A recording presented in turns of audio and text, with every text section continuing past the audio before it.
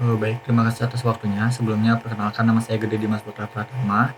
Di sini saya akan menjelaskan mengenai laporan eksperimen kami mengenai Speech Emotion Recognition menggunakan ekstraksi fitur MFCC. Di mana di sini saya akan menjelaskan mengenai problem understanding-nya. Nah, di mana latar belakang permasalahan kami ini yakni komunikasi manusia, di mana emosi ini memainkan peran penting dalam memberikan makna pada pesan. Ekspresi emosi secara verbal maupun non-verbal memperkaya interaksi antar manusia. Namun tidak semua emosi mudah dikenali secara eksplisit, terutama dalam komunikasi non tatap muka seperti telepon ataupun voice assistant. Nah, di sini speech emotion recognition di sini hadir sebagai solusi dengan menggunakan komputer untuk mengenali emosi hanya dari sinyal suara. Nah, dengan kemajuan teknologi dan mesin learning dan deep learning, sistem seperti ini kini dapat digunakan dalam berbagai aplikasi nyata seperti call center, virtual assistant, terapi psikologis, hingga analisis sentimen otomatis. Sehingga dari latar belakang tersebut muncullah rumusan masalah, di mana rumusan masalah ini dibagi dalam dua, yakni tujuan dan asumsinya, di mana tujuannya itu untuk bagaimana proses ekstraksi fitur suara menggunakan male frequency spectral coefficients dalam sistem pengenalan emosi. Lalu yang kedua, bagaimana performa model klasifikasi emosi berbasis suara menggunakan algoritma SPM dengan fitur MFCC. Dan yang terakhir, apa tantangan yang dihadapi dalam membedakan jenis-jenis emosi yang memiliki kemiripan karakteristik suara. Nah, lalu asumsinya, di mana setiap emosi diasumsikan memiliki pola akustik unik yang tercermin dalam intonasi, kecepatan bicara, dan frekuensi, di mana pola ini dapat dikenali melalui ekstraksi fitur menggunakan FFCC yang mempresentasikan cara manusia mendengar suara dan menangkap informasi penting terkait ekspresi emosi.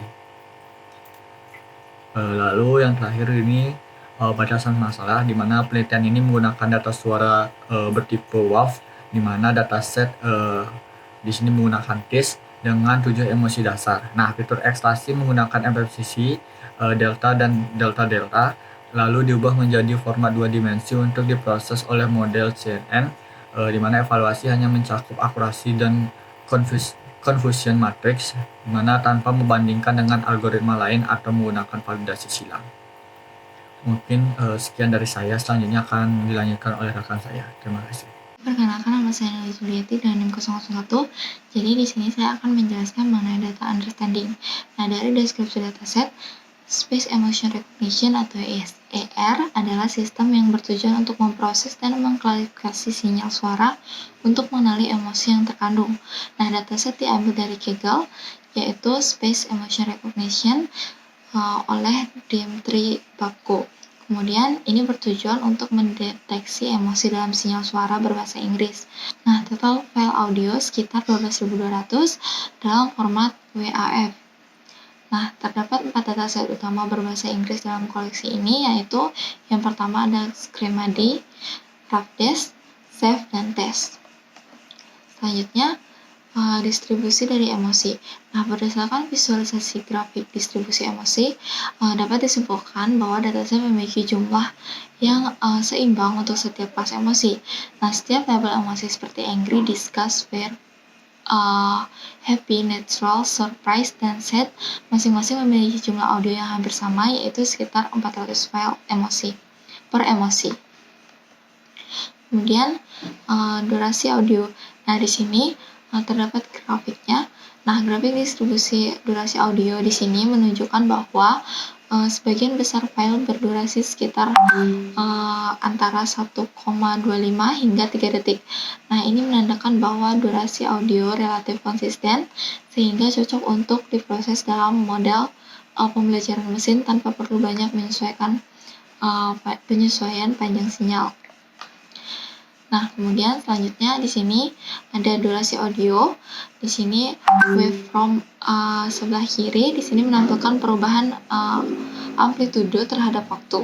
Nah, ini menunjukkan pola getaran suara di mana puncak dan lembah merepresentasikan entitas suara. Nah, amplitudo besar menunjukkan bagian suara yang lebih keras. Kemudian ada spektrogram yang di sebelah kanan. Di sini menampilkan distribusi frekuensi terhadap waktu.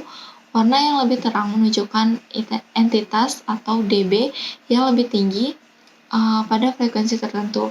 Nah, ini sangat berguna untuk mengamati pola nada, kejelasan artikulasi, dan fitur akuistik lainnya yang khas dari suatu emosi. Kemudian akan dijelaskan oleh teman saya. Jadi di sini saya Dian Resvina dengan NIM akhir 025. Di sini saya akan melanjutkan presentasi dari rekan saya sebelumnya. Nah, di sini kita akan membahas hal terkait dengan data preprocessing. Nah, di mana seperti yang kita tahu pada umumnya itu data preprocessing ini kita lakukan untuk mengubah data mentahnya menjadi bentuk yang lebih terstruktur lagi, dan ini anggapannya agar siap diproses oleh model pembelajaran mesin atau deep learning-nya seperti itu. Nah, jadi dalam proses ini gitu kan, di sini kita bisa melakukan ekstraksi fitur seperti MFCC, ZCR, dan lain-lainnya. Yang mana di sini kita menggunakan salah satunya yang utama adalah MFCC. Nah, jadi MFCC ini dilakukan untuk merepresentasikan karakteristik penting dari sinyal suaranya itu, kayak gitu. Nah, baik, mungkin selanjutnya di sini saya akan memberikan gambaran secara sekilas saja. Untuk data preprocessing itu terdapat 8 step, yang mana di sini kita, seperti yang bisa dilihat di layar, kita akan mengimport library terlebih dahulu. Kemudian kita juga akan melakukan perhitungan MFCC-nya. Kemudian di sini juga kita akan menghitung dua fitur domain waktu. Kemudian kita juga akan menghitung dua fitur domain frekuensi. Kemudian ini ada fungsi inti, yang mana ini adalah fungsi def extract-nya ya, ekstrak fiturnya. Nah, kemudian barulah nanti di bawahnya itu terdapat loop untuk ekstraksi dari semua file WAV-nya atau file audionya. Kemudian di situ juga ada shuffling dan split data. Dan yang terakhir itu kita ada tahapan encoding label dan menyimpan datanya tersebut. Nah, ini semua kita rangkum dan kita taruh di file ekstraksi fitur seperti itu. Nah, untuk selanjutnya di sini mungkin saya akan langsung saja pada kodenya seperti itu ya. Saya akan langsung pada kodenya, sehingga di sini seperti yang bisa kita lihat. Ya, seperti yang bisa kita lihat di sini, kita akan melakukan ekstraksi fitur manual dari data audio WAV-nya itu ya, dalam folder test yang ada di samping sini. Jadi di sini itu ada data audionya semua, ada angry, disgust, fear, dan sebagainya.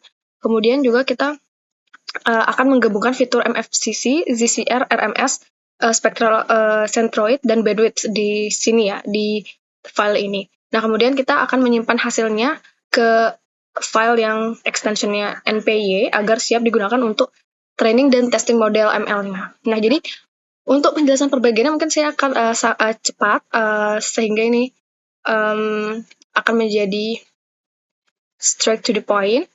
Jadi yang pertama, di sini ada import library seperti biasanya. Di sini ada Python. Kita bisa melihat di sini ada import OS, NumPy, terus Pickle, dan segala macamnya. Nah, ini kita gunakan untuk membaca file, terus komputasi sinyal, manipulasi array, encoding label, dan progress bar seperti itu. Kemudian di sini juga nih selanjutnya di sini kan kita bisa melihat di sini ada def MCC manual ya. Nah, jadinya di sini ini adalah fungsi, ini tuh menghitung MFCC-nya. Jadi, mil frequency capstral koefisiennya itu secara manual tanpa, kalau kita tahu ada library-nya seperti Librosa, seperti itu ya. Jadi, langkah-langkah di dalamnya ini ada kayak pre-emphasis, kayak menonjolkan frekuensi tinggi, terus ada kayak framing, terus windowing, atau hemming lah ya. Terus ada FFTV atau magnitude spectrum, terus power spectrum gitu. Kemudian ada mil filter banks, atau plus DCT atau MF, lalu kita lanjutkan ke MFCC seperti itu. Jadi nanti outputnya ini akan berupa array berukuran 40 time frame seperti itu ya. Nah, selanjutnya di sini saya akan menjelaskan di bagian selanjutnya, yaitu ada compute time features, fungsinya ya. Di sini ada def compute time features, yang mana di sini sangat simpel sekali. Jadi di sini kita akan menghitung dua fitur domain waktu. Jadi ada ZCR, zero crossing rate, terus ada RMS, ada root mean square, seperti itu. Kemudian di bawahnya itu ada compute features, yang mana di situ tuh kita menghitung dua fitur domain frekuensi. Nah, terus di sana itu terdapat spectral centroid atau pusat energi spektralnya gitu. Kemudian ada spectral bandwidth atau penyebaran energi spektralnya itu. Nah, kemudian di selanjutnya ini ada extract features, atau kita bisa bilang tadi ini adalah fungsi intinya tadi. Fungsi intinya yang mana di sini itu kita membaca sinyal audio, terus kemudian menghitung MFCC plus ZCR-nya, kemudian juga RMS-nya dan centroid dan bandwidth-nya gitu. Kemudian kita akan menyatukan semua fitur ini ke dalam satu array, di-combine seperti itu. Jadi kita combine, terus kita akan menyesuaikan panjangnya agar seragam gitu. Jadi ada kayak max length 216 seperti itu ya. Ada max length 216. Kemudian selanjutnya di sini kita juga akan selain itu output akhir dari fitur ini atau fungsi ini akan adanya tensor 3D. Jadi kayak fitur time sama 1 kayak gitu. Jadi ini kita bisa lihat ya. Tadi extract fitur. Jadi nanti untuk returnnya tuh di sini ada combine kayak ini. Di sini di bagian returnnya di sini. Nah, kemudian yang selanjutnya itu tuh ada selanjutnya dari setelah adanya fungsi extract fitur, kita juga ada loopnya. Loopnya ini untuk ekstraksi dari semua file WAV-nya tuh. Jadi kita melakukan ekstraksi fitur dari semua file audionya itu. Nah, kemudian yang ketujuh itu ada shuffling dan split data. Jadi kita bisa lihat ada shuffling dan split data gitu ya di sini. Ada jadi kita di sini lebih ke membuat atau menentukan data latih dan ujinya itu berapa. Di sini tuh 80-20 secara stratified ini agar menjaga proporsi labelnya itu. Kemudian yang terakhir itu adalah encoding dan menyimpan gitu. Encoding label dan menyimpan. Jadi di sini tuh seperti label dikonversi ke angka, misalnya dari happy itu kita konversikan ke 0 seperti itu. Kemudian data label ini yang dikonversi ke angka 0 tadi itu datanya disimpan ke .npy dan label encodernya itu ke .pkl gitu lah anggapannya ya. Jadi nama file ujinya itu disimpan di .txt untuk pelacakan seperti itu, nama file ujinya disimpan. Jadi secara tidak langsung itu output scriptnya itu nanti xtrain.npy test.npy data fitur gitu kan. Kemudian untuk yang ytrain.npy sama ytest.npy itu label yang udah di-encode. Nah, jadinya untuk label encoded.pkl itu penyandian label, sementara yang test file names.txt itu nama file audio data uji, seperti itu. Jadi, secara keseluruhan nih, di sini kita bisa lihat kayak di sini tidak menggunakan menggunakan file library gitu ya, seperti Librosa tadi contohnya seperti saya sempat mention. Kemudian di sini kita hitung secara manual gitu ya MFCC-nya, terus kita juga gabungkan fitur waktu dan frekuensi gitu kan ya. Terus juga kita ada sedikit ada penggunaan metode CNN seperti itu ya. Jadi mungkin sekian dari yang bisa saya sampaikan terkait dengan file ekstraksi fitur. Mungkin selanjutnya akan dijelaskan oleh rekan saya. Perkenalkan, saya Gede Paramesidam Yudayana dengan NIM akhir 013. Jadi di sini saya akan menjelaskan proses trainingnya. Jadi pertama di sini ada NumPy dan PKLE itu untuk menyimpan dan memuat data. Lalu ada Matplotlib dan Seaborn untuk visualisasi hasil. Lalu ada Keras untuk melatih dan membangun model CNN. Lalu ada Scikit-learn untuk evaluasi model. Lalu ada TKDM untuk progress bar. Selanjutnya kita akan load dataset xtrain NPY, extract NPY, xtrain, ytrain. Nah, ini didapat dari ekstraksi fitur. Jadi data yang udah diekstraksi fitur kita akan load. Lalu kita juga load label encodernya. Ini label encoder.pkl, yaitu yang dihasilkan dari ekstraksi fitur. Lalu ada one hot encode label. Ini untuk mengubah numerik menjadi vektor one hot. Selanjutnya di sini ada arsitektur model CNN. Pertama ada kuanti 2 dimensi untuk melihat pola lokal, lalu max polling 2 dimensi untuk reduksi dimensi dan generalisasi, dropout untuk mencegah overfitting, lalu flatten untuk mengubah menjadi satu dimensi, dan dense untuk klasifikasi akhir.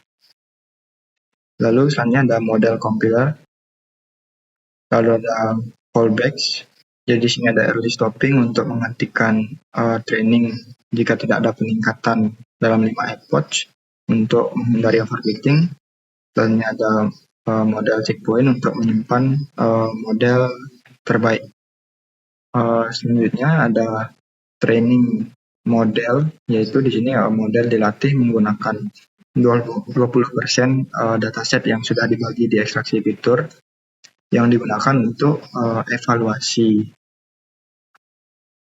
Selanjutnya ada evaluasi akhir, ini untuk prediksi output dari CNN-nya. Lalu ada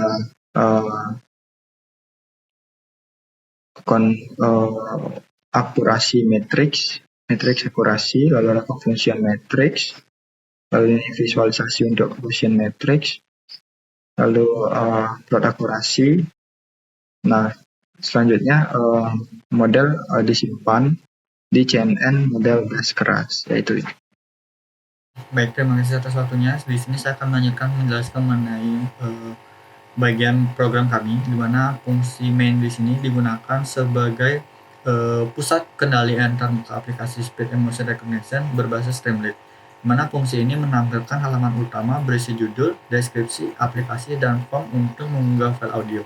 Nah, nantinya setelah file diunggah, fungsi ini akan melakukan proses ekstraksi fitur audio, visualisasi waveform, dan spektrogramnya, mana nantinya melakukan prediksi emosi menggunakan model CNN. Nah, hasil dari prediksi ini nantinya ditampilkan dalam bentuk label emosi, emoji, dan juga confidence level. Nah, selain itu, fungsi ini juga menyediakan diagram probabilitas dan footer sebagai informasi tambahan bagi pengguna.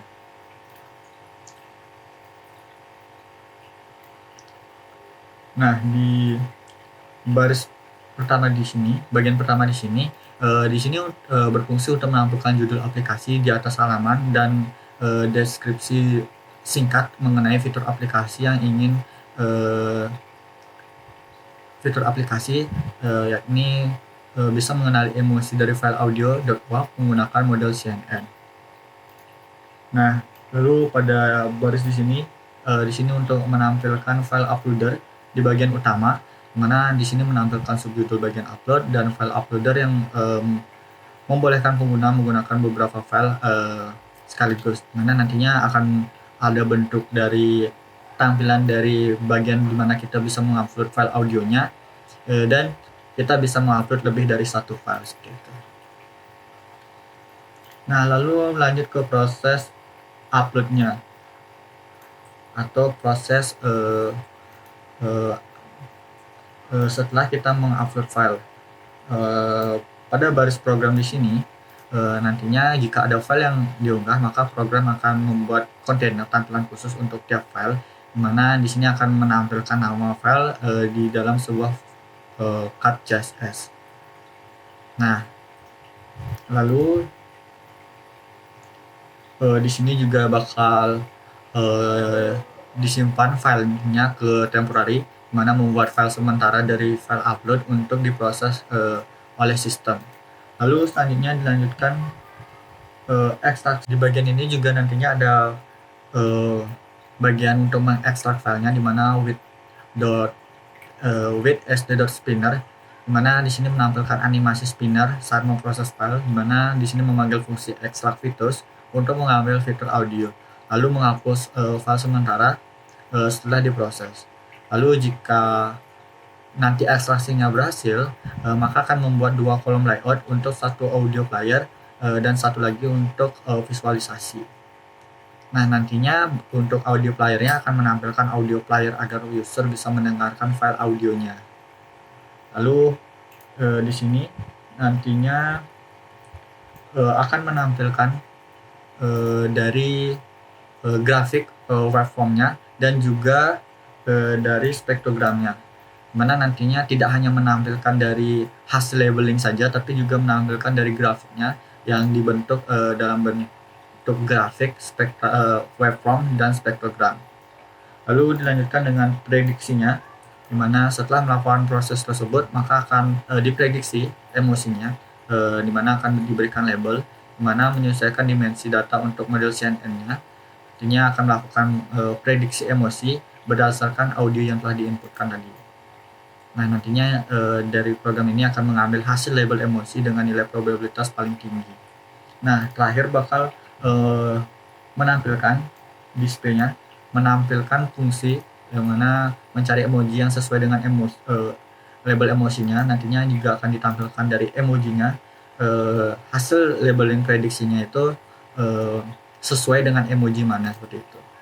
Lalu yang di terakhir menampilkan dari confidence-nya, di mana menampilkan persentase probabilitas tiap kelasnya, mana di sana ada label emosinya, emoji, dan persentase, di mana digunakan progress bar untuk menunjukkan seberapa tinggi confidence-nya. Lalu terakhir akan menampilkan grafik probabilitasnya, mana di sini akan ditampilkan diagram batang probabilitas untuk seluruh emosi yang telah dilakukan prediksi, seperti itu.